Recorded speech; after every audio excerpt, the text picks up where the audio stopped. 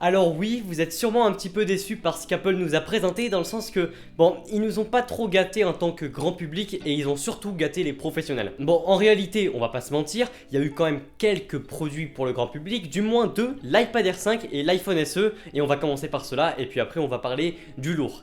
Restez bien jusqu'à la fin de cette vidéo parce que c'est super intéressant et vous allez apprendre des choses vraiment incroyables avec les nouveaux produits qu'Apple nous a sortis, ou du moins présentés déjà. Bon, alors déjà, nouvel iPad Air, nouvelle couleur, mais pas de nouveau design. Il n'y a pas de nouveau design. Il y a par contre la puce M1 qui est géniale à l'intérieur. Mais honnêtement, l'iPad Air avec une puce M1 c'est beaucoup trop. Déjà l'iPad Pro qui avait une puce M1, franchement, il y avait très peu d'applications qui pouvaient profiter d'autant de performance. Et là un iPad Air qui n'a même pas d'écran 120 Hz, c'est compliqué en fait de savoir comment utiliser cette puce M1 au maximum. C'est quand même cool qu'elle soit là, il va durer dans le temps. Mais voilà, si vous avez l'iPad Air 4, je ne pense pas que ça vaut le coup pour cette puce M1. Tout comme ceux qui avaient un iPad Pro, ça ne valait pas le coup à l'époque de passer vers le M1. Si vous avez un iPad Pro même de 2018. Cette couleur violette est vraiment belle, il y a eu plein de nouvelles couleurs, on va pas en parler là rapidement, vous pouvez aller voir sur le site. Par contre ce qui est génial c'est qu'on a maintenant Center Stage.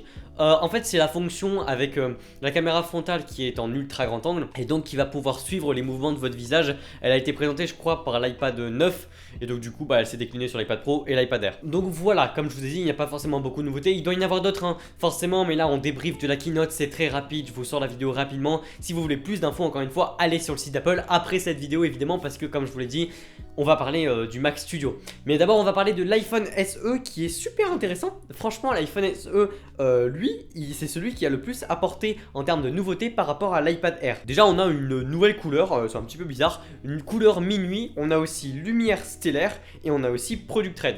Ce qui est cool c'est que ce nouvel iPhone SE a la puce A15, donc la même puce qu'on retrouve dans les iPhone 13 qui coûte minimum 859 €. Alors que là, ce produit coûte 529 €. Alors il a augmenté en prix, c'est un petit peu dommage, tout comme l'iPad Air, mais maintenant il a quand même, comme je vous ai dit, la puce A15, du coup un meilleur traitement au niveau des photos avec son appareil photo du coup, donc de meilleures photos potentiellement. Et on a aussi la nouvelle protection, je pense que c'est du Ceramic Shield, il me semble pas qu'il l'ait cité.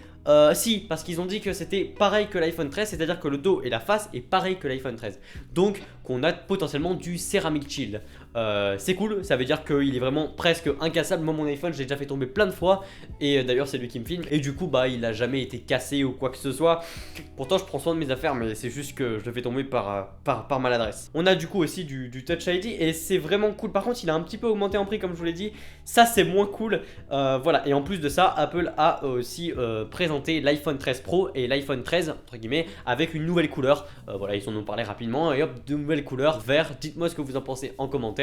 Moi je trouve ça va, c'est plus beau que sur les visuels qu'on avait regardé. Mais honnêtement c'est pas ça qui nous intéresse, enfin en tant que grand public du coup c'est ça un petit peu que vous pouvez vous tourner. Vous pouvez y aller les yeux fermés si vous n'avez pas ces produits. Par contre si vous avez déjà l'iPad Air 4 ou l'iPhone SE de deuxième génération, je ne suis pas sûr que ça vaut vraiment le coup de passer vers ce nouvel iPhone SE ou vers ce nouvel iPad Air 5. La grande nouveauté c'est le nouveau Mac Studio qui ressemble beaucoup au Mac Mini, je sais pas si vous avez remarqué, c'est comme deux ou voire trois Mac Mini superposés avec un design qui est discutable, enfin dans le sens que il va pas plaire à tout le monde je pense et franchement c'est dur de s'y habituer dans le sens que c'est un nouveau produit, c'est un nouveau design.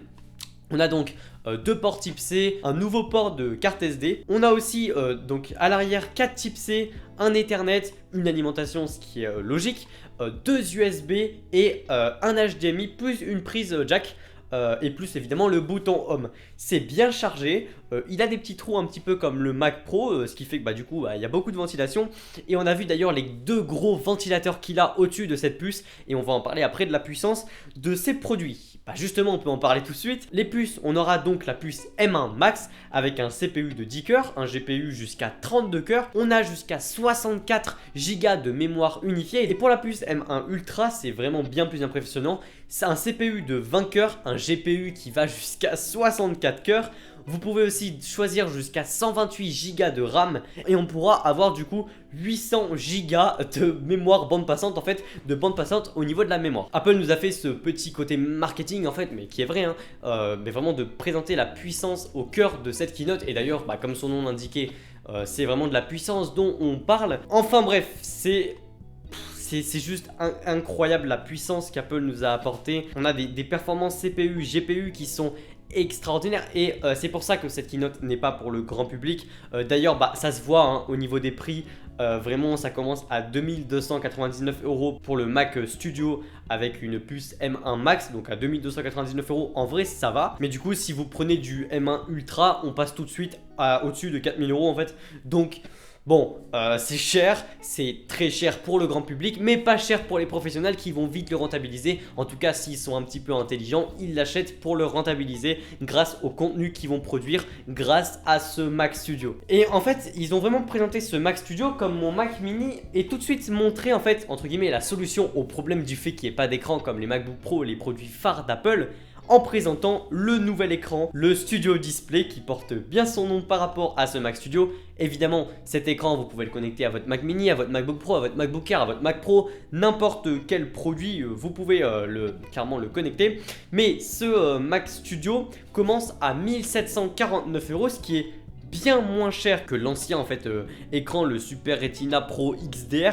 C'est bien moins cher, il est moins épais, il a un écran en 5K, je sais pas si vous l'imaginez, il a une caméra ultra grand angle de 12 mégapixels contre le Super Pro Retina XDR, là, je sais plus comment il s'appelle, qui lui n'avait pas de caméra, alors que lui il a une caméra du coup ultra grand angle, et du coup avec la fonction Center Stage, Apple a vraiment voulu le mettre partout. Mais donc voilà, j'espère que cette vidéo vous a plu, si c'est le cas vous pouvez me le dire en commentaire, likez-la, partagez-la, dites-moi surtout si vous avez envie d'acheter ces nouveaux produits et si vous allez le faire, même si ça m'étonnerait, mais on peut avoir des surprises. Et moi je vous dis à la prochaine pour une nouvelle vidéo. Allez, salut!